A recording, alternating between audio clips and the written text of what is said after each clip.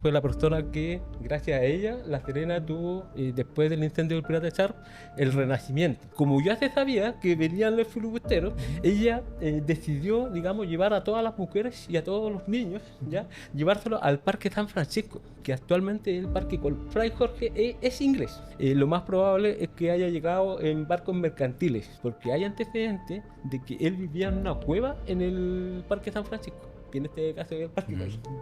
Él vivía ahí.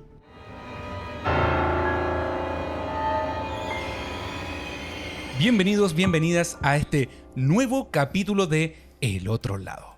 Como siempre vamos a tener un tema muy entretenido, esperamos que les guste a todos ustedes. Y antes de entrar en materia vamos a presentar a mi compañero, socio, amigo, hermano, brother de la Academia Anaker, el señor Alex García. Alex, ¿cómo estás? Hola, Jean-Paul, ¿cómo estáis? Bien. Hola a todos, hola, le damos la bienvenida a una nueva semana de El Otro Lado. Esta semana tenemos un tema un poquito más patrimonial, digamos. Pero le voy a dejar a Jean-Paul la misión de presentar a nuestro invitado. Así es, porque antes de entrar a conversar un poco de este tema, interesante tema, de un personaje bastante interesante, cuando me lo presentó acá nuestro entrevistado, decidimos traerlo a colación para que ustedes también pudieran conocerla. El señor Gonzalo Cifuentes, bienvenido, contador, investigador y ahora escritor, porque nos va a presentar su primera obra y de eso vamos a conversar hoy. ¿Cómo estás? Hola, bien, bien. Muchas gracias por la invitación y contento de estar acá. Ya es mi primera vez que estoy en un podcast, así que démosle. Espero que no esté tan nervioso en su primera vez acá en televisión. En su primera incursión en un podcast. Así es. Correcto. En una de esas puede que se haga famoso, uno nunca sabe, le van a pedir autógrafo en la calle. No pretendo ser famosa, no, para nada. La obra sí, sí, estoy ambicioso con mi obra, hay una pasión que tengo muy grande hace 15 años, así que sí, mi obra sí, pero en particular yo como persona no me considero una persona más reservada en ese punto. Perfecto. Bueno, estimado, mire, conversemos sobre la marquesa María Bravo de Morales. Esta mujer de tiempos de la colonia fue muy importante y te apasionó, digamos, conocer un poco más de su historia, el por qué. Cuéntanos un poquitito. Bueno, todo nació cuando yo trabajé en la Biblioteca Municipal de La Serena, ya cuando estaba encargado, de hecho yo fui director durante 5 años en el periodo de Raúl Saldívar, y porque viví en el sector de Marquesa, que de alguna forma fui como, por curiosidad fui viendo quién era esta mujer, porque en un principio, hace más de 15 años, yo le preguntaba a una persona, me decían, oye, ¿tú qué sabes de la Marquesa? Y un minero me decía, no, fue alguien que dejó un tesoro y desapareció. Ujú. Y después, con los antecedentes que fui investigando, llegué digamos, a hacer transcripciones de testamentos, de textos de escribanos, y así comenzó. Y también por herencias arqueológicas que también pude ver, pude fotografiar. Así que ahí partió, digamos, mi pasión por la marquesa, que fue una figura muy importante en la época colonial, ¿ya? Digamos, fue la persona que, gracias a ella, La Serena tuvo, después del incendio del Pirata Sharp, el renacimiento. ¿Ya? Que se habla del renacimiento, pero no se habla de ella en ese periodo del renacimiento, y fue muy importante porque Ella fue como mecenas, digamos, o sea, ella puso dinero para la reconstrucción, Correcto. también, digamos, inauguró un colegio de la época. Así es. Bueno, voy a partir, digamos, por la figura de ella. Ella, digamos, pertenecía a las familias de encomenderos de la alta aristocracia, digamos, de acá de la zona, ¿ya? Recordemos que La Serena fue la segunda ciudad fundada, por lo tanto, la aristocracia terrateniente llegó muy tempranamente acá a La Serena, producto de que fue el pasadizo hacia Santiago. Entonces, como era hija de un encomendero muy importante de la época, que fue Juan Bravo de Morales, ya que fue descendiente de Diego Sánchez, que fue un encomendero muy importante de la época de Valdivia, y que después de esas 10 encomiendas que había se redujeron a 5. Y dentro de ello todavía, digamos, por herencia, esa encomienda se mantuvo, digamos, por el padre de María Bravo de Morales, ya que fue un importante general. Y dentro, digamos, las familias eran endomáticas, o sea, tenían relación entre los Aguirre, los Riveros, los Morales. Entonces, el producto de esos matrimonios se logró, digamos, obtener el primer marquesado que se le llamó el marquesado de Piedra Blanca de Guana. Ujú. ¿Ya? Entonces, a través del marqués que fue Pedro Cortés de Monroy, que fue el marido de la marquesa. Ahora, ¿por qué es importante esta figura? Porque esta figura fue un capitán muy importante en la conquista, o sea, el pariente de él ya fue muy importante en la conquista, que también se llamaba Pedro Cortés de Monroy. Ujú. Entonces, la familia posterior intentó de que el rey de España le entregara un título. En este caso, sería el tercer marquesado de Chile, porque primero existía el de Valparaíso, después el de Pica y después venía el de La Serena. En el caso de La Serena, se postuló tanto que en un principio no se daba. Pero ¿qué ocurrió? De que las familias se unieron por matrimonio y entonces por parte de la familia de los Cortés Monroy y por parte de la familia de los Morales, ¿ya? Tuvieron un matrimonio entre María Bravo de Morales y Pedro Cortés de Monroy, que fue descendiente de este importante capitán. Y ahí se unieron por matrimonio, digamos, algunas mercedes de tierra, ¿ya? Y se siguió presentando al rey de España, digamos, esa solicitud de un marquesado. Pero ¿qué pasó? De que el aporte que hizo María Bravo de Morales antes de ser marquesa fue su dote matrimonial. Digamos, en ese tiempo de la colonia, bueno, por ser el mujer, el padre tuvo que aportar una dote de 25.000 pesos, que para la época era una suma muy importante, que consistía en haciendas, consistía en grandes tierras, mercancías, así que era una dote muy importante para que pudieran darle, digamos, el título de marquesado, que todavía seguía sin llegar. ¿Y qué ocurrió? Ocurrió que en el año 1680 el pirata Sharp Ujú. incendió La Serena casi por completo y que, bueno, la única iglesia que se salvó fue la iglesia de San Francisco, ¿ya? Pero el resto se incendió por completo. Entonces, después del incendio de Pirata Sharp, ¿qué ocurrió? Ocurrió el renacimiento de La Serena. Entonces, ya en matrimonio, después de 1680, se casa la marquesa en 1683 y comienza la gran reconstrucción. De hecho, el matrimonio, antes de que se casaran en la iglesia del Sagrario, el Sagrario de la Merced, ellos reconstruyeron 100% la iglesia. Que todos conocemos la iglesia de la Merced, del Sí, Sagrario. Y también construyeron el convento. Y cuando se reconstruyeron, porque recordemos que fue incendiado, entonces el mismo día que se abrieron las puertas, ya se casaron. Y además de eso, Pedro Cortés de Monroy fue nombrado alcalde de La Serena, Ya. ya, sin que todavía tuvieran el marquesado. Entonces ya resonaba en España, digamos, Ujú. en las reales audiencias, ya empezaban a sonar de que había una figura y ya estaban próximos a obtener el título. Ya. Cuando comienza el Renacimiento, y es lo que la mayor parte que he investigado, digamos, en mi obra, claro, en España llegó que el Renacimiento se produjo y fue un aporte muy importante y se otorgó el primer título al marqués Pedro Cortés de Monroy. Y ahí pasa la marquesa, digamos, a tener una figura, digamos. Pero el marquesado se obtuvo en 1697. ¿Ya? Entonces, esos fueron los pasos que se fueron dando. La reconstrucción de La Serena, si nosotros, el pirata ya la entendió en 1680, Ujú. y ellos, por ejemplo, el marquesado se obtuvo en 1697, Ujú. ¿qué quiere decir? Que pasaron casi más de 15 años. Entonces, en esos 15 años, en España ya se veía la reconstrucción de La Serena.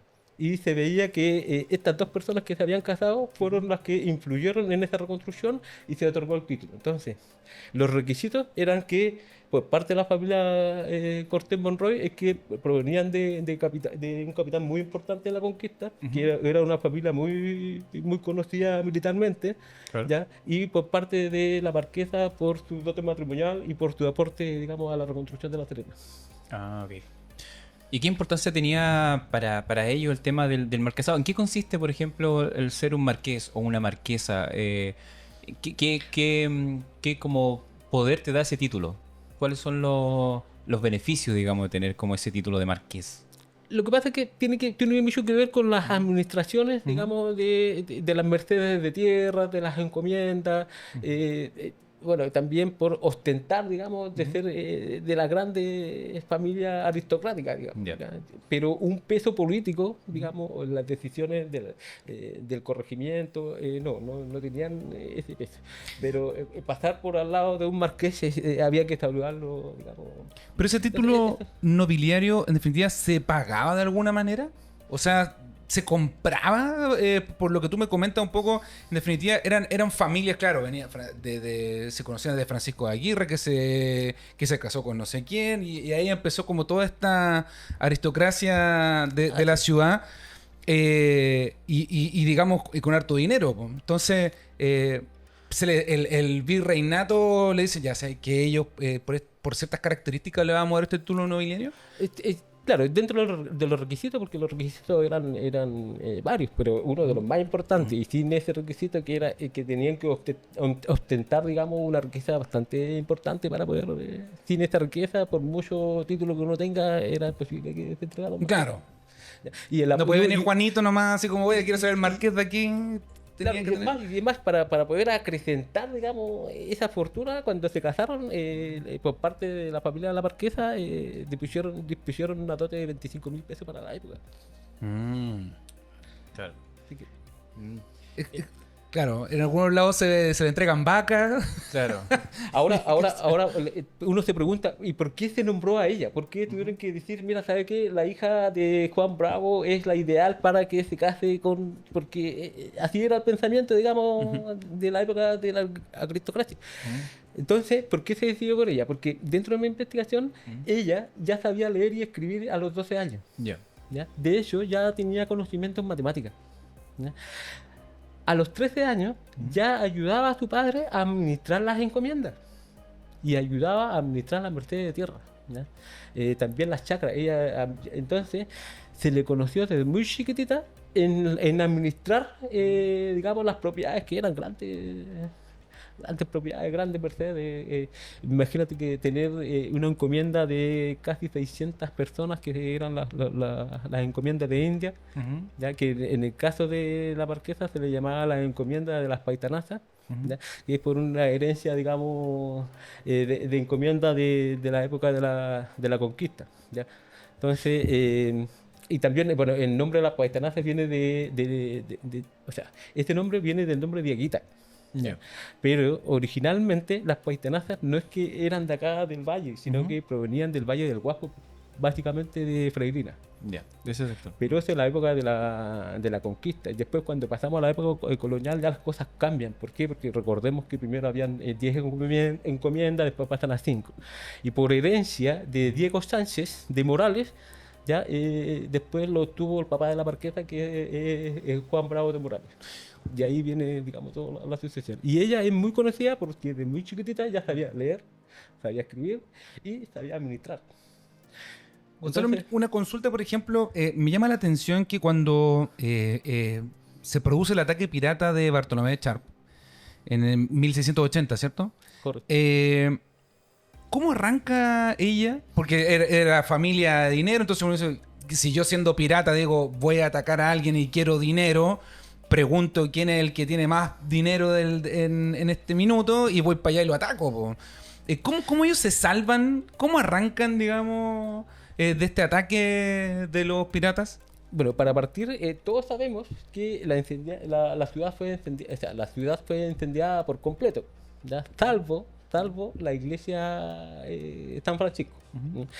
Entonces, estamos hablando por completo, o sea, no queda nada. Entonces, cuando nace cuando Pirata Sharp llega a La Serena y establece su cuartel en la iglesia Santo Domingo, intentó negociar con las autoridades de la zona, en este caso del Cabildo, intentó negociar, digamos, el pago de una multa. ¿Ya? Si no me equivoco, estaba pidiendo 95.000 pesos de la época. Entonces, las autoridades de la época trataron de demorar a los piratas, digamos, para que dijeron de que tenían que reunir esa plata porque era mucho, entonces trataron de demorarlo. Y el pirata pensó lo que te venía diciendo, que la ciudad se estaba preparando para un contraataque. Y es por eso que Char se enojó y decidió, digamos, mejor atacar antes que nos ataquen. Ah, claro. Ya. Ahora uno se pregunta, ¿pero hubieron muertos? No murió nadie. ¿No hubieron muerto en el No, ataque no, de no, echarlo a la...? no hay ningún antecedente que haya. Y la ciudad más o menos estaba compuesta por habitantes, más o menos en ese tiempo, con 1500 a 2000 personas, más, digamos, los curas, las monjas, todos, los novicios. ¿Ya? Entonces, ¿qué pasó? ¿Y qué relevancia tuvo la marquesa en el ataque de Pirata Sharp? De hecho, en ese tiempo no era la marquesa, que como ya se sabía que venían los filibusteros, ya se sabía porque del norte ya estaban dando avisos, ella decidió, digamos, llevar a todas las mujeres y a todos los niños, ya, llevárselos al Parque San Francisco, que actualmente es el Parque Colpo. Y ahí fueron refugiadas todas las ciudades. Ah. Entonces, cuando Pirata llegó, la ciudad estaba vacía. Ya solo estaban las autoridades que intentaron negociar, pero la ciudad estaba prácticamente vacía. Entonces, ese fue. Claro. Esa es una de las razones de a lo mejor de por qué no hubieron fallecido, no hubieron muerto ahí Exactamente. en el ataque. Claro, el marqués, en esa oportunidad, que, bueno, que todavía no era marqués, estaba en una misión, digamos, económica en Perú, porque él custodiaba, como era militar y era capitán, custodiaba, digamos, las mercancías que iban en caravana a Perú. Entonces, no se encontraba acá en La Serena. Entonces, ¿quién aportó, digamos, con sus calesas y su refugio? Fue, digamos, María Bravo de Morales. También hay un antecedente de que quien también ayudó a ese refugio, que se realizara ese refugio en el Parque San Francisco, fue Fray Jorge, Ya. que también tuvo una alianza para poder, digamos, salvar a los niños y a las mujeres. Y Fray Jorge también es una figura bastante emblemática acá en La Serena. Entonces, no se tiene muchos antecedentes de él hasta ahora que he podido, digamos. Claro. Fray Jorge era un monje franciscano, ¿cierto? Que, bueno, gracias a él también el nombre del parque Fray Jorge que tenemos nosotros aquí en la provincia de De Limarí. De Limarí, ¿cierto? Para que la gente no sepa, es un bosque valdiviano en un clima semidesértico. Correcto. Claro. Ya, esa historia es bastante interesante porque en el libro, en los textos, por ejemplo, de Pinto o las crónicas de La Serena, ¿ya?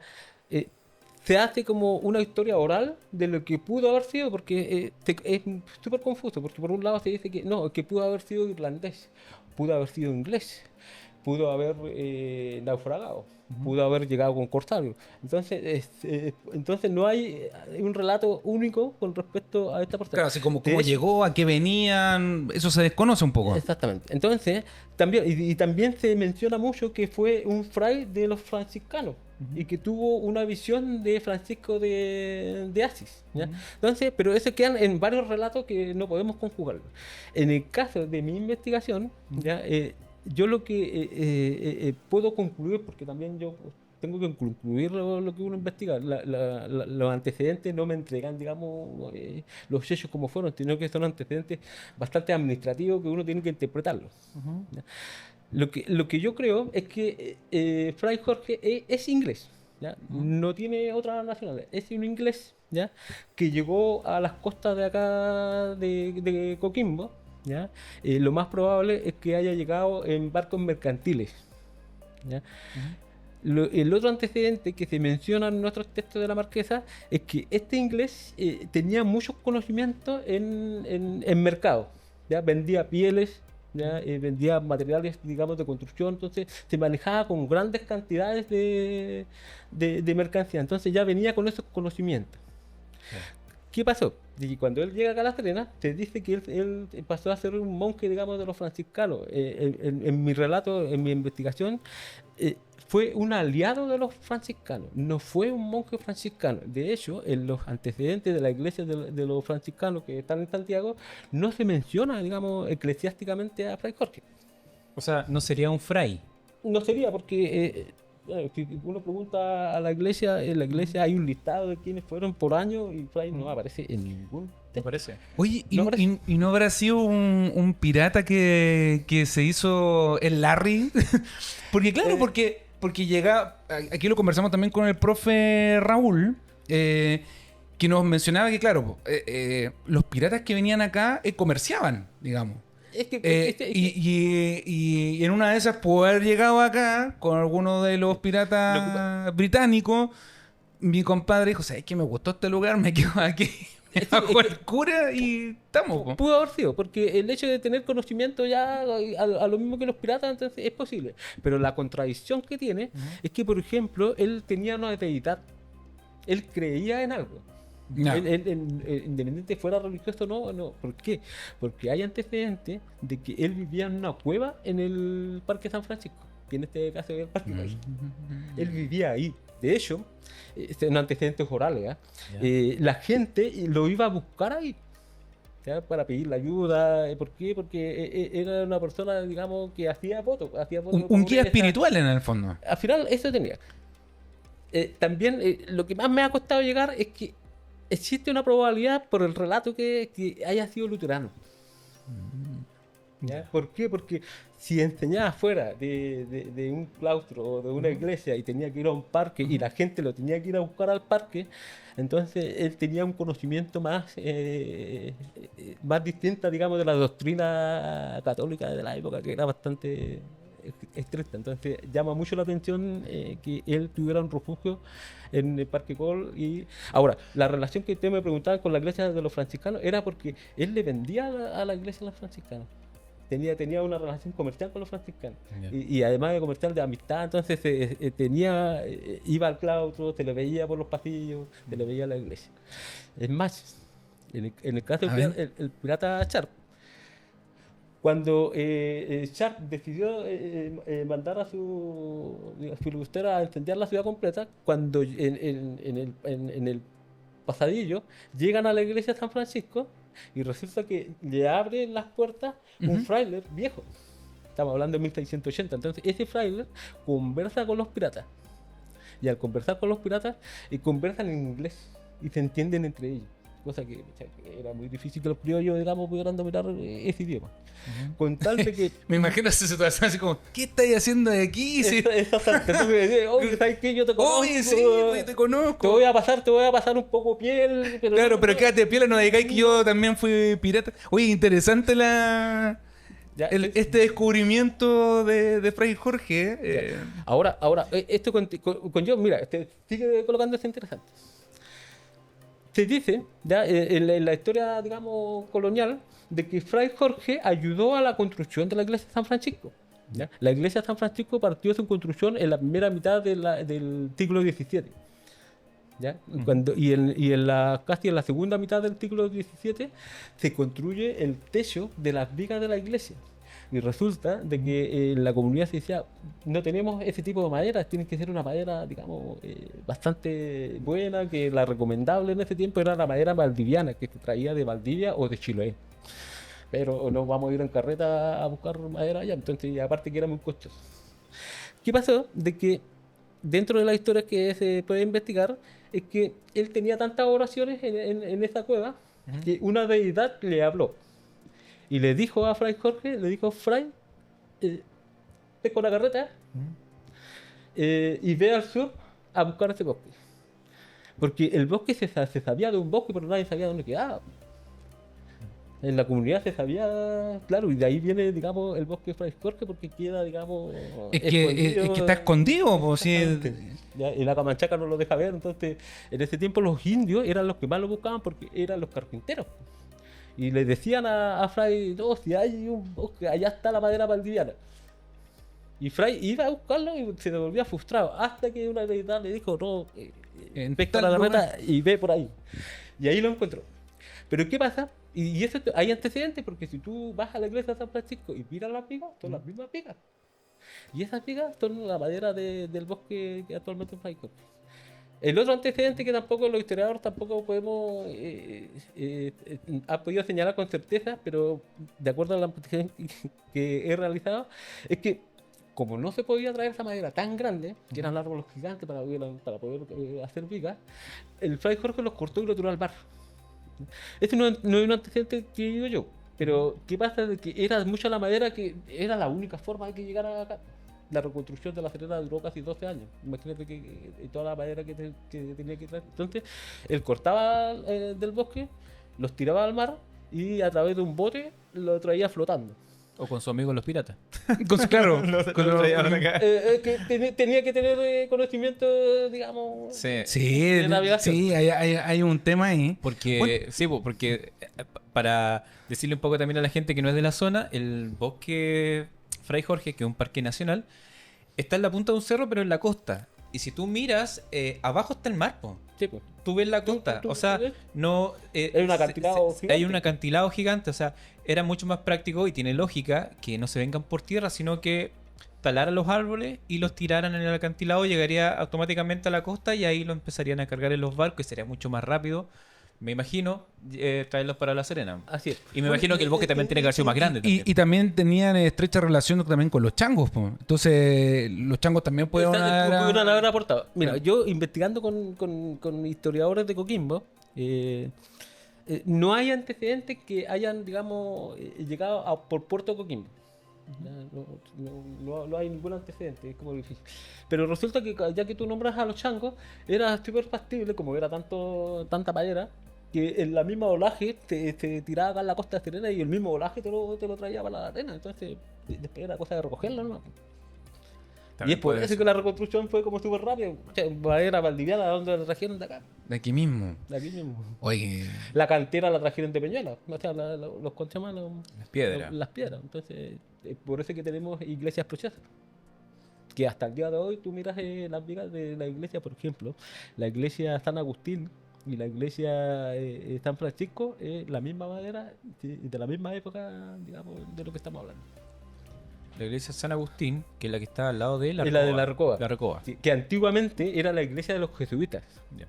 ¿Ya? Recordemos que los jesuitas fueron expulsados, digamos, en la segunda mitad del siglo XVIII, ¿ya? Y ahí pasó a los agustinos. Y ahí en los jesuitas también hay otra historia que también es bastante interesante. Cuéntanos esa historia. Cuenta, aprovechemos porque nos sorprendiste mucho con la historia de Fray Jorge. Sí, y- yo y quedé- pensaba que de verdad era un fray que tenía una historia, porque es conocido, o sea, es conocido entre comillas en la zona, más que nada por su nombre, pero más allá de la historia nosotros no teníamos mayores antecedentes. Sí, ahora, dentro, lo que pasa es que esos antecedentes que yo estoy hablando también están en la historia. ¿Ya? En la investigación aparecen situaciones así como aparecen en otras situaciones. ¿Ya? Ahora, ¿por qué yo concluyo que fue así? Porque resulta que hay unos textos de la marquesa en donde habla de Fray y lo habla y no lo además de hablarle como amigo, habla como que él está encargado de toda la mercancía.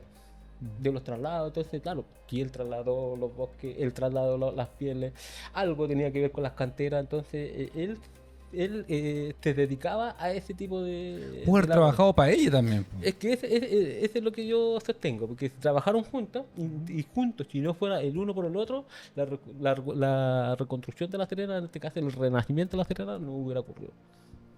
O sea, dos figuras Y no se hubiera logrado el título de marqués. Entonces, dos figuras importantes en la reconstrucción de La Serena fue la marquesa junto a Fray Jorge, ¿cierto? Claro, porque él tenía los conocimientos. Tenía los conocimientos, Tenía los los contactos. Era como su brazo operativo, digamos, Operativo, correctamente. de la marquesa. Oye, qué interesante descubrir esto. Bueno, principalmente porque cuando uno estudia un poco sobre la historia de La Serena o de otros personajes de la historia de Chile, la marquesa como que pasa sin pena ni gloria. O sea, no se menciona mucho. Correcto. Bueno, y Fray Jorge ahora que también toma como otra figura importante dentro de la historia en la parte de la reconstrucción, yo tampoco sabía que había sido tan relevante. Si bien había unos datos que una vez lo conversamos, Alex, no sé si te acuerdas que tú me mencionabas que la madera de las iglesias de La Serena, en las más importantes, se extraían, digamos, del bosque y por eso que lleva el nombre de Fray Jorge. Así es. Sí. Pero como ese trabajo tan arduo en donde vivía, digamos, yo lo desconocía completamente. Además que tenemos que valorar de que en ese tiempo los indios y los mestizos eran personas muy fuertes, eran unos guerreros para la construcción, ¿ya? Perfectamente levantaban vigas, eran muy fuertes para trabajar, eran muy requeridos, así que hubo un aporte, digamos, de esa comunidad que eran ¿cómo se llaman? Los mestizos y los indios, ¿ya? Si no fueran por Bueno, ellos tampoco la y, ciudad segura. y eso también es bastante particular porque en ese tiempo y tenían una buena relación, digamos, diaguitas, changos, Sí. con los chilenos, entre los españoles.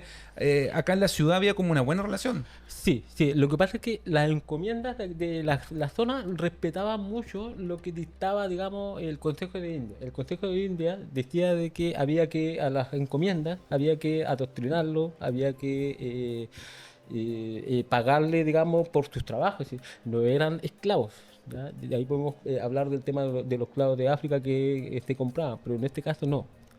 Se debía cumplir, digamos, un requisito mínimo que era darle cierta dignidad a esas encomiendas, que tenían que ir con pagarles, ¿ya?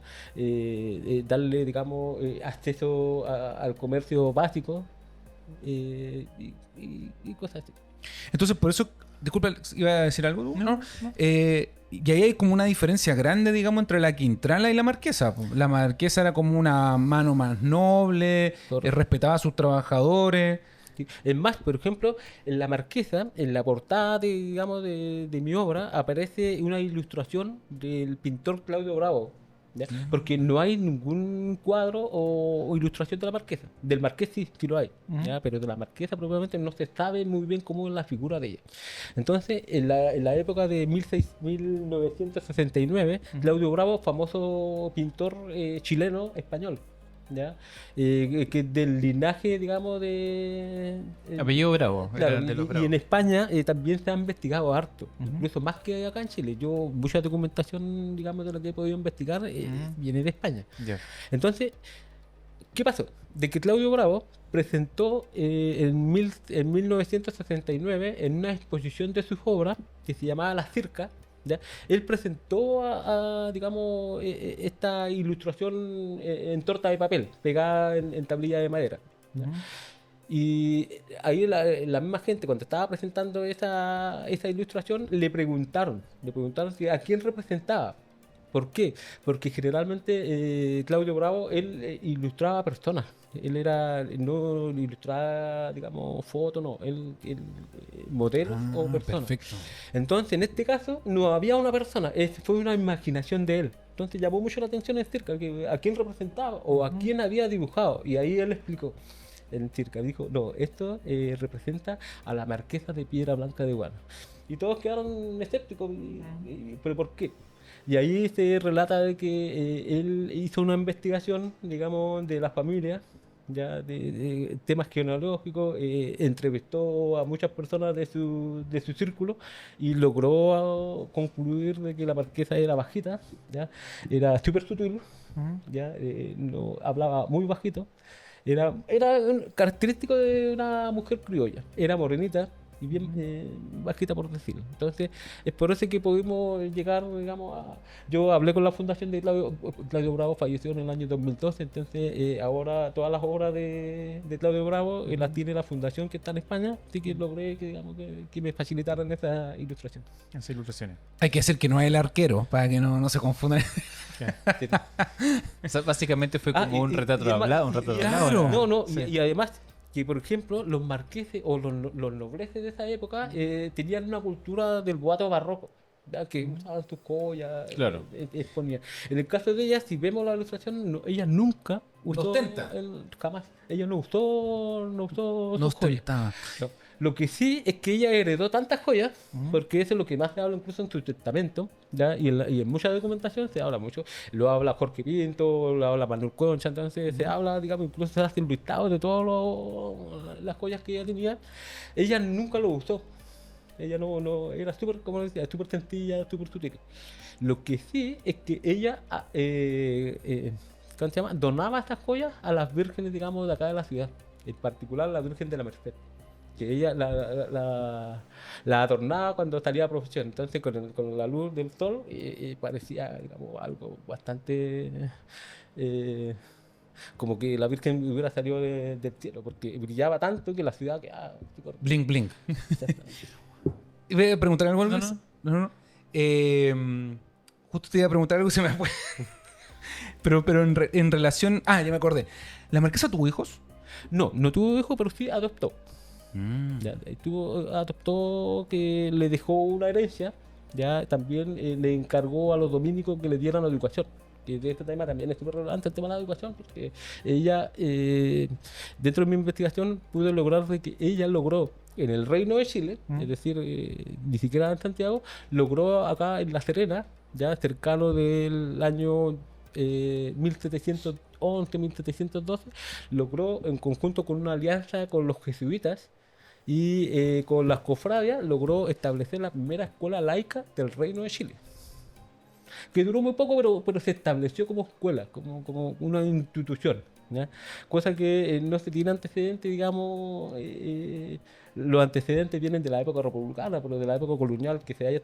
Sí, los jesuitas enseñaban, que ese se sabe, pero enseñaban a novicios, a futuros y a hijos de gente de la aristocracia, pero como escuela laica donde participaban todos, inclusive los indios y los criollos, los hijos de indios y criollos, no, eso no existió hasta el año 1712, que se estableció la primera escuela laica del Reino de Chile, y esa escuela se hizo en un solar que queda en la misma iglesia de San Agustín, que queda cerca de la Arcuada, pero para el costado para el costado del Museo de La Serena.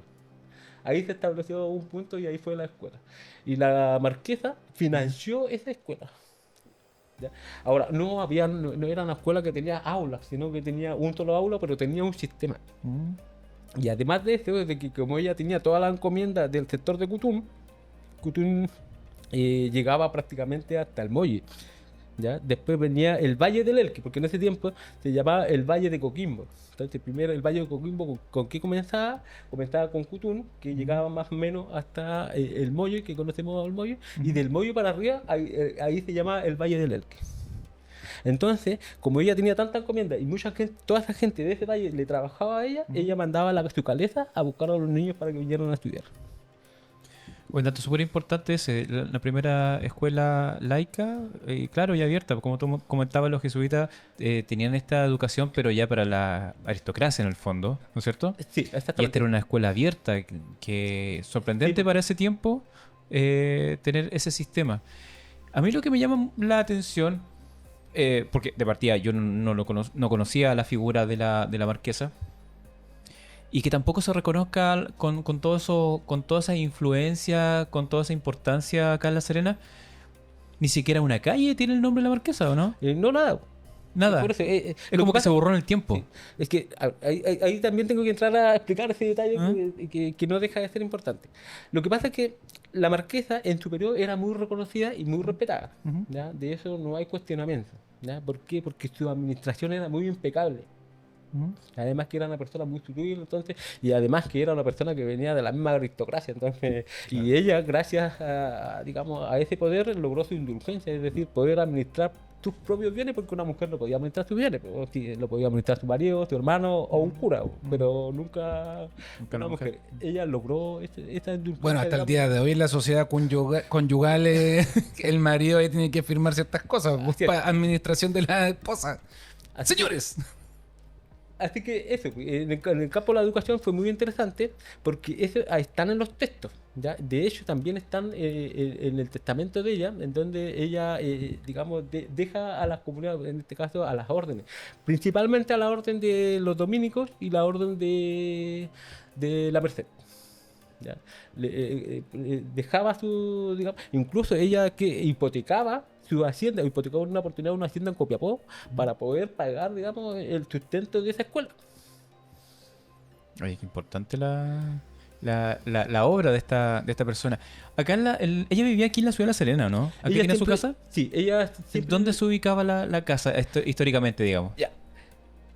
No la misma casa, pero el mismo lugar ¿Ah? donde actualmente está el Museo Gabriel González Videla.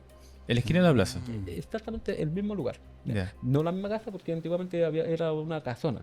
Lo que sí que en los antecedentes del museo aparece que ellos vivieron ahí. De hecho, esa casona en esos años, si no me equivoco, costaba como 12.000 pesos, que era más o menos lo que costaba, digamos, una hacienda completa. Entonces, esa hacienda tiene que haber sido muy bonita, muy grande, muy importante para valer para ese costo. Y ahí ellos vivían como marqueses. De hecho, es más, Francisco Aguirre, Ujú. ¿ya? La casona de Francisco Aguirre es la misma, la rectoría de la Universidad de La Serena que queda en la Colina Pino. Ya. Hay varias cosas que coinciden al día de hoy. El carrete nocturno digamos, de esa época, de la época de la Marquesa, ocurría en lo que ahora es la calle Almagro, que todavía existen algunos lugares que son En la periferia de la ciudad. en la periferia. La parte, digamos, que donde existía la plusvalía, donde estaba toda la parte más aristocrática de la ciudad, era la calle que actualmente conocemos como la calle Cordobés. Claro. Ahí El centro mismo de la ese eran ciudad. los más pudientes. Ahí estaban los terratenientes, estaban los encomenderos. Ya. El resto de las calles no. La cárcel quedaba al costado de la. Que bueno, que no era la cárcel, pero se le llamaba cárcel, quedaba al costado de la plaza. El hospital quedaba detrás de la plaza de Armas, donde está, ahora conocemos como Pedro Pablo Muñoz. En Pedro Pablo Muñoz. Ya. Sí, ahí estaba el hospital, que tuvo que ser reconstruida bastantes veces. Y ella también contribuyó con cofradias, contribuyó para que el hospital pudiera sostenerse. ¿Ya? Porque hablando, digamos, exponiéndolo de esta manera, lo que pasa es que en los cabildos se discutía mucho, uno quería más poder que el otro, era una cuestión como política como la que conocemos ahora. Ujú. Pero al momento de aportar, de decir ya hay que aportar para hacer esto, ahí eran como bien cagones, como se decía. Entonces la marquesa Claro. tuvo una discrepancia porque al momento de idear algo, después había que poner, nadie ponía. Claro. Ellos eran mucho ruido, pocas nueces. En la Exactamente, marquesa mucho era ruido, pocas más, nueces. era más ejecutiva. Y habrá sido eso, porque en definitiva hacía sombra a muchas personas, me imagino, de la aristocracia, el ser mujer también en un tiempo patriarcal, bueno, y todavía se vive mucho, que eso en definitiva, y que no tuvo hijos, me imagino que eso socialmente también se terminó Correcto. castigando, me imagino que eso terminó opacando su figura hasta el día de hoy, que no se haya conocido tanto. Lo que pasa es que la figura de ella se fue apagando cuando ella murió. ¿Ya? Ahí no quisieron, ¿por qué? Porque después por parte de la familia Monroy siguió, digamos, el segundo marquesado, ¿ya? Pero ¿por qué? Porque ella era mujer, ¿ya? Y de acuerdo a las reglas, digamos, que se establecían en ese tiempo, la mujer no podía suceder, digamos, el título. Así que ella no pudo seguir con el marquesado, pero sí siguió con la administración del marquesado. Ella siguió administrando, porque no la podían sacar, si no iba en decadencia, hasta que ella murió y el marquesado, digamos, bueno, con los pasos de los años, porque si no me equivoco fueron 8 o 9 marquesados que siguieron, con los pasos de los años ya los marquesados fueron desapareciendo, las fortunas se fueron mal administradas. ¿Y los hijos que adoptó, qué apellidos siguieron? No siguieron, en ese tiempo, digamos, la adopción no era muy formal, se hacía a través No. de la iglesia, en este caso de la iglesia, de la matriz. La iglesia matriz, hay una discusión con la iglesia matriz, pero en la mayor parte de la colonia, la iglesia matriz era el sagrario de la Merced. ¿Ya? Ahí se hacían los registros de las anotaciones de matrimonio, de nacimiento, de fallecimiento. No era la catedral. Es que la catedral es de la época republicana. Es más nueva. Es más nueva, la catedral es nueva. Ya. ¿Ya? En la época colonial habían 5 iglesias, dentro de esas 5, digamos, una era, digamos, la matriz que se le llamaba, que podríamos decir ahora la catedral, pero se le llamaba matriz, ¿ya? Ya. Y el mayor, bueno, la matriz de la época colonial, del periodo que yo he investigado, fue la iglesia, digamos, el Sagrario de la Merced, que la conocemos como una iglesia bastante gótica. La Merced es la que está en la esquina de Prat con Balmaceda. Balmaceda. Perfecto. Y al lado donde estaba el cine, ahí quedaba el convento, toda la cuadra era el convento, y atrás estaba el solar. Ya. ¿Ya? Por ahí, Y están además, por ahí están los bomberos también, ¿o nada que ver? pero que ese O fue sea, mucho después. Ese es claro, Ah, ya, mucho después. Entonces, y además de eso, la reconstrucción de esa iglesia fue realizada por los marqueses, 100%. Ya. Ellos financiaron, digamos, la reconstrucción de la iglesia y la construcción del convento. Ya. Entonces fue una figura bastante importante digamos, en este tipo de obras.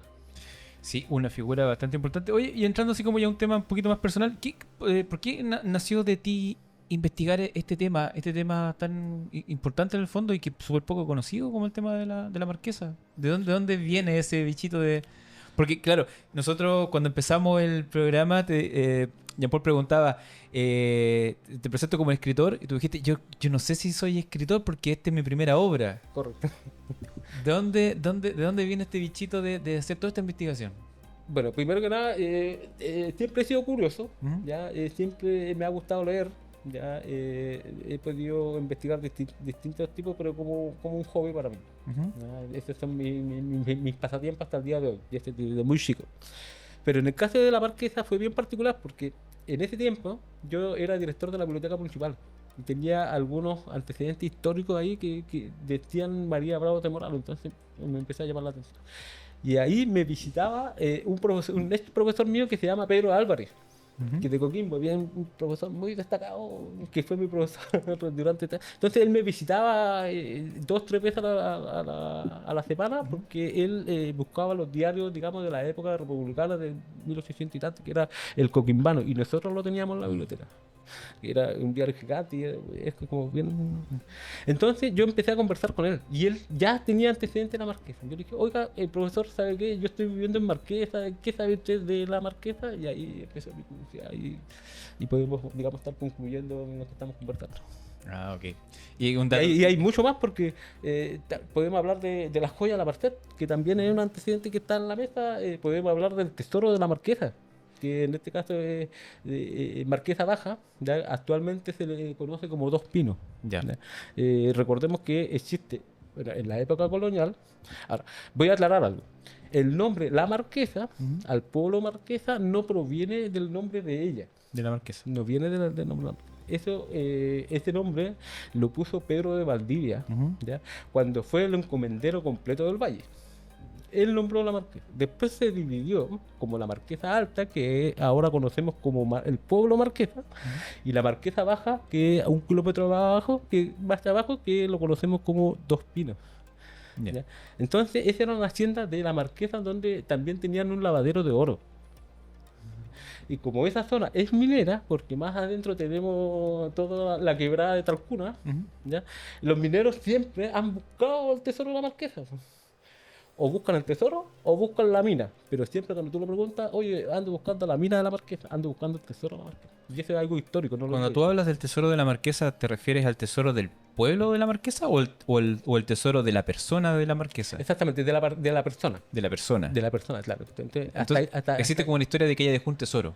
Sí, a ver, lo que pasa es que hay una confusión ahí, porque en las crónicas de La Serena de Manuel Concha, Ujú. ¿ya? Menciona a posterior, digamos, a décadas posterior de la Marquesa, ya la Marquesa había fallecido, menciona que un ladrón acá en La Serena le robó a la familia Cortés de Monroy Ya.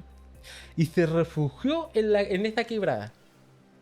Entonces de ahí viene una historia de que dice, no, si por acá hay un tesoro que... Entonces hay una confusión ahí. No creo que haya ocurrido, pero hay un relato oral que está en el libro de Manuel Concha, que dice que un ladrón robó a la familia Cortés. Entonces ahí hay una confusión con respecto a eso.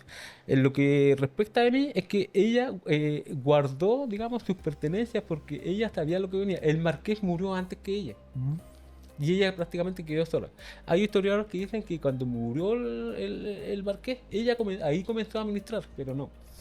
Ella comenzó a administrar desde, si no me equivoco, 12, 14 años. E incluso hay antecedentes eclesiásticos de que en esa época la marquesa trajo las esculturas de las vírgenes del Molle, de la parroquia del Molle, de la parroquia de Algarrobito, que antiguamente era el curato de Cutún, y la Virgen de Andacoyo, las esculturas. ¿Qué antecedente hay? Que resulta de que ella siempre viajaba a Andacoyo, ¿ya? Y viajaba, digamos, sobre todo a Cutún, porque Cutún era un valle que prácticamente administraba ella. Entonces se entrevistó, digamos, con el párroco y se entrevistó con algunos indios y algunos mestizos. Y había un artesano, y este artesano le preguntaron si esa escultura que ya existía, que era una madera muy vieja, y decía que esa escultura ya no se podía arreglar, él ya no podía meterle más mano porque ya estaba tan dañada, que ahí ella se comprometió a traer la escultura en bruto, o sea, digamos, sin vestir, y los indios y los mestizos se comprometieron a vestirla. Y eso mismo habría pasado en el curato de Cutún y en la iglesia del Molle. Ahora que están mencionando Cutún, disculpa, el tesoro de Cutún, cuando lo conversamos acá en un minuto, que encontraron piezas o monedas de oro en ese sector, que incluso en el diario El Día, el diario de acá, uno de los más leídos de acá de La Serena, hay hasta fotografías de eso. Salió en el diario. ¿Te acuerdas que lo conversamos con el periodista Armando Tapia? Ujú. Sí, sí. Sí, es que, A ver, es que lo que pasa es que hay bastantes versiones. Hay una de las versiones de que se señala. A ver, hay un antecedente. Voy a explicarlo desde el principio. Ella administraba digamos, todas sus tierras, lo administraba en Quilacán. Ya. ¿Ya? En Quilacán se establece, de acuerdo a los testamentos, de que ahí se estableció una oficina administrativa de todo lo que la marquesa tenía. Tiene que haber sido de ella porque ella sabía matemáticas, sabía leer y sabía mucho administrar. Eso era lo que más se admiraba. Entonces ella creó oficinas en Quilacán y trabajaba ahí. Entonces, en una oportunidad, en Quilacán había un baúl de 2 llaves que la marquesa ordenó que se las trajeran a La Serena porque ella pretendía guardar las joyas que vestía a la Virgen de la Merced, guardarla ahí y establecerla ahí. Pero en otro antecedente, en la Marquesa Baja, se establece que también había un baúl con 2 llaves. Entonces yo me pregunto, ¿será el mismo baúl? Y este baúl guardaba las joyas con que vestían a la Virgen. Porque vestían a la Virgen. Eran donaciones que ella realizaba. Y de ese baúl no se sabe nada. No hay ninguna No, pista porque de dónde pudiera el estar. baúl se perdió. Incluso hubieron litigios. Ya. ¿Ya? ¿Y tampoco existen esas joyas que visten a la Virgen en la actualidad? No, No hay de nada las de joyas eso. no se sabe nada. ¿ya? Ya. Lo que se sabe es que sí, ella las adornó. Y no las adornó solamente por testamento cuando ella iba a morir. Ella las venía adornando, digamos, desde que ella Claro, de antes. administraba. Entonces siempre las adornó. Incluso adornaba otras vírgenes. La Virgen de los enfermos también la adornaba. Pero principalmente la Virgen de la Merced. Ya. ¿ya? Había una particularidad de ella digamos, con la Virgen, que imagínate, perla, zafiro, era oro, plata. Que la gente en el relato oral decía que cuando salía a procesión brillaba tanto que era como una deidad que venía del cielo. Claro, porque las joyas hacen. Claro. Entonces aquí hay una historia de esta pérdida de este baúl o de estas joyas que pueden haber dado origen al mito de este, como dices tú, Jean Paul, este tesoro de Cutuno o del sector. Sí, porque está se por ahí. menciona el baúl se menciona, Ya. ¿ya? Que fue trasladado desde Quilacán a La Serena, a la iglesia de la Merced, que era para guardar esas joyas para que no se las robaran. Claro. Pero también se menciona que en Marquesa Baja ¿ya? También existía un baúl con 2 llaves, baúl con dos entonces uno es el mismo baúl, son baúles distintos, que Claro. hacen baúl abajo, que hacen baúl arriba. Claro, había como un cazabobo ahí como... Así es. Hay otro antecedente que me gustaría que algún día se lograra una prospección, ya que está en la iglesia de la hacienda de Marquesa Baja. Hay una iglesia en ese sector, que es Dos Pinos ahora. Hay una capilla chiquitita, que es la más antigua del valle. Con la diferencia que era una iglesia de la encomienda, no era una iglesia, digamos, muy abierta, digamos, por eso no se lo conocía, pero sí era de la encomienda y era de la Marquesa. Digamos, en el suelo de esa iglesia, justo en el centro, ya en la época de los 90, intentaron renovar la madera, digamos, de esa iglesia, las cambiaron. Porque, acuérdate, cuando nosotros íbamos a la escuela, la madera de las tablas del piso, uno metía hasta el pie de abajo porque eran tan malas. Entonces, las renovaron. Y al renovarla te encontraron con... bueno, hay 2 relatos. Un relato de la familia que vive cerca de ahí y hay un relato de un historiador que coincide con este relato. La familia, cuando renovaron las tablas, encontraron un sobre de cabritilla, ¿ya? Que venían unos documentos y unos mapas. Por susto, ya en la época de los 90, digamos, por temas religiosos, dijeron, no, te podría caer un mal, decidieron dejarlo ahí mismo y pusieron las tablas nuevas. Yo supongo que todavía pueden estar ahí. Ya que sería un antecedente bastante relevante porque cuando abrieron el sobre, digamos, no quisieron leerlo, pero se dieron cuenta que eran cartas y eran mapas. Y un historiador también me dice lo mismo, no, tiene que estar ahí. Yo he tratado de lograr la prospección, pero no se ha podido porque esa iglesia es privado, pertenece, digamos, a una comunidad, así que no, en Chile la ley no permite, digamos, intervenir a menos que el privado te permita. Bueno, sin perjuicio de que cualquier antecedente histórico o joya es del Estado. Claro. Extraño que exista un hallazgo de ese tipo y no se saque, no se vea qué es, sobre todo si en los años 90, que La- tampoco la- es tan claro. Sí, antiguo. hay antecedentes de la época de los 90 que se renovaron las tablas de esa iglesia. Ya. Eso se sabe. ¿Ya? Se sabe que había un sobre, ¿ya? Ya. Pero que inmediatamente decidieron no intervenir, dejarlo ahí y poner las tablas. Ya. ¿Ya? Eso por una parte, pero en el campo de la minería, de los mineros antiguos, el relato oral de la minería no habla de joyas, ¿ya? Habla de una mina. Ya. ¿Ya? Entonces ahí también he podido investigar y en ese sector, sí, porque es un sector bastante minero. Es más, si no me equivoco, la minera San Jerónimo, si no me equivoco, no estoy muy seguro, detrás de ese sector de Dos Pinos, digamos hacia el norte, con los cerros, están construyendo una mina. Y creo que va a ser una mina gigante. Ya. Así que algo tiene que ver. Hay otro relato que no puedo comprobar, pero sí he escuchado, digamos, me lo han relatado a mí, es que también en la época de los 90, un niño de la escuela de Marquesa, que era niño, después de un aluvión, llegó a la escuela mostrando a sus compañeros en una bolsa de género pepitas de oro. Y resulta que días anteriores había ocurrido un aluvión. Y ese niño vivía en Dos Pinos. Antiguamente Dos Pinos era una comunidad. Esa comunidad fue trasladada. Y esa fue trasladada al pueblo de Talcura Arriba, que ahora se llama San Jerónimo, si no me equivoco, se llama. Está el pueblo Marqueta, que es el pueblo viejo, y está la vía San Jerónimo, que queda derriba esa vía fue en la época de los 90, si no me equivoco, era una villa que estaba establecida en Dos Pinos, y fue trasladado, y Dos Pinos ahora quedó solo. Ya. Ahora prácticamente vive una familia nomás, no hay, bueno, ahora están vendiendo terreno, así que se conoce más, pero en esa época... Ah, ya. O sea, igual es un sector que tiene como esta historia, Sí. historia de, o sea, de minería, de Exacto. riqueza y está mezclado también ahí con un poco de estos mitos como posibles tesoros por ahí. Ahora, la Universidad de La Serena también hizo una investigación, ¿ya? ¿Ya? Pero las conclusiones no fueron muy Muy pero- concluyente. concluyente, digamos. También tengo entendido que en la época del 80 también fueron unos investigadores, así que han habido paseos por ese lugar. Ya.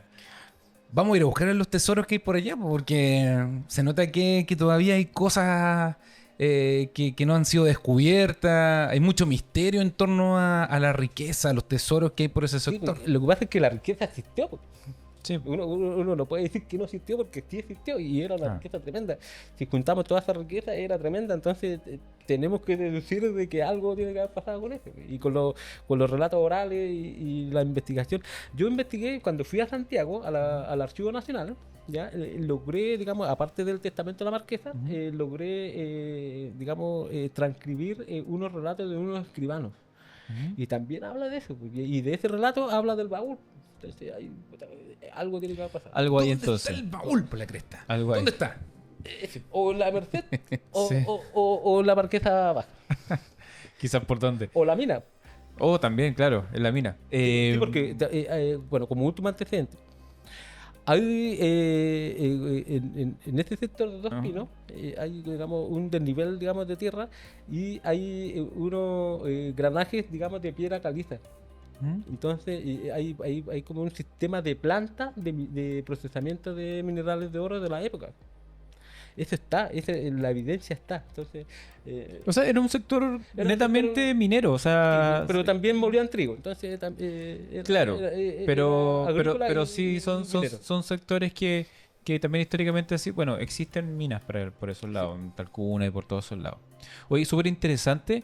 Y bueno, y antes de ir cerrando ya el podcast, tú nos comentabas que largo de todo este proceso de investigación que fueron 15 años más o menos, nos contabas. Sí. Estás pronto al lanzamiento de tu obra. Cuéntanos un poco de eso, cuándo la lanzas, cómo la gente puede acceder a esta investigación. Bueno, estamos trabajando con la editorial. Ya este libro fue concluido en agosto del año pasado. Ujú. Ya por cuestiones, digamos, operativos, digamos, no lo hemos podido lanzar. Pero la editorial me dice que es muy probable que se lance en este primer semestre. ¿Ya? Es un libro que hace muy interesante. ¿Ya? Y además de interesante, está relatado en primera persona. Ya. Ya quise hacerlo como que la Marquesa lo cuente. Perfecto. Ah, mira, súper interesante el Eh, estilo de Mi memoria. que en el Exactamente. fondo, ¿sabéis qué? En el fondo yo siento que poéticamente puede ser una reivindicación de ella contando la historia ella en primera persona, ya que con el transcurso del tiempo se ha ido desvaneciendo su imagen, porque ni yo, ni Jean Paul, ni yo creo que muchas personas a lo mejor conocían de su existencia. Y en el fondo es una forma también de decir, yo estoy acá, yo fui esto, yo hice esto, Sí. recuérdenme. Y fue muy importante, de hecho, este reconoce. Hay una académica de la Universidad de Chile, Ujú. Margarita Iglesias, Ujú. una, importante académica, que hizo un estudio sobre la Marquesa en la época de los 90. Y de hecho está disponible el estudio de ella, que lo hizo académicamente, y sí, fue una mujer muy importante, ¿ya? Una de las más influyentes del Reino de Chile. ¿Ya? De hecho, la fortuna acrecentó tanto porque, por ejemplo, si yo supongo de que la dote matrimonial cuando ella se casó fue de 25.000 pesos, Ujú. una hacienda en la época, porque ella tenía varias haciendas, una de las haciendas al año podía rentar fácilmente 2.000 pesos. 2.000, 3.000 pesos. Incluso las haciendas más pudientes podían rentar 4.000, 5.000 pesos Ujú. para la época. Entonces, eso fue acreciendo tanto de que yo estimo que al momento de fallecer, ya, y considerando la evaluación de las joyas que aparecen en su testamento, yo estimo que su fortuna rondeaba los 200.000 pesos. Imagínate la Era, cantidad de era, riqueza que tenía. de hecho hay historiadores que dicen que la Quintrala, ¿Mm? su fortuna llegó hasta cerca de los 100.000. La marquesa fácilmente la pudo haber duplicado. Qué interesante, Jean Paul, la historia que... Sí, Gonzalo, gracias por habernos traído esta historia, reivindicar el nombre de María María Bravo Bravo Morales. de Morales, Correcto. la marquesa. Me comprometo con Alex. No, no te voy a meter a ti, pero yo me comprometo. Cuando tengas el libro listo, a vamos a- nosotros informar, decir cómo lo pueden buscar, adquirir, etcétera. Sí. Es importante que nosotros también tengamos ese rol como medio de comunicación de poder difundir y que llegue a más personas, digamos, la historia de esta tremenda mujer. Y aprovechamos a hacer un llamado también al municipio, a su alcaldesa, Daniela Norambuena, que también puedan ponerle ojo a este nombre y en algún minuto alguna calle, alguna escultura, algo de esta mujer que hizo tanto por La Serena, He ¿no? estado en contacto con el Departamento de Cultura y están muy interesados, así que yo veo con buen ojo lo que vaya a ocurrir de aquí en adelante. Bueno, esto que yo acabo de contar fue una síntesis, ya cuando yo haga la publicación, digamos, hay que demostrar algunos antecedentes por mis conclusiones, porque no me gustaría que mi obra fuera cuestionada. Entonces, hay antecedentes, cuando me inviten la próxima vez, me comprometo, digamos, a demostrar bien esos antecedentes, digamos, que he podido recabar, que es muy difícil. 15 años, pues muchos años.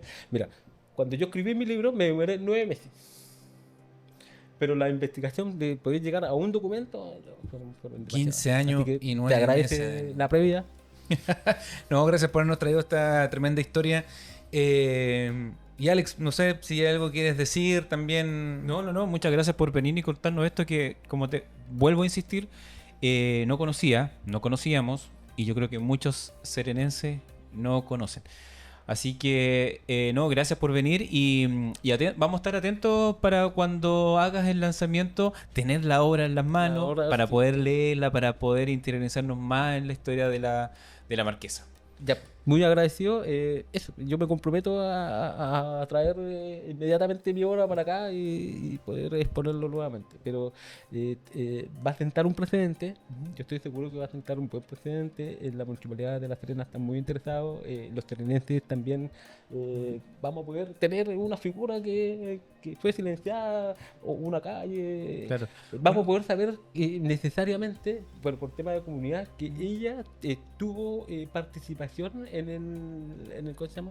En el renacimiento de La Serena. Claro.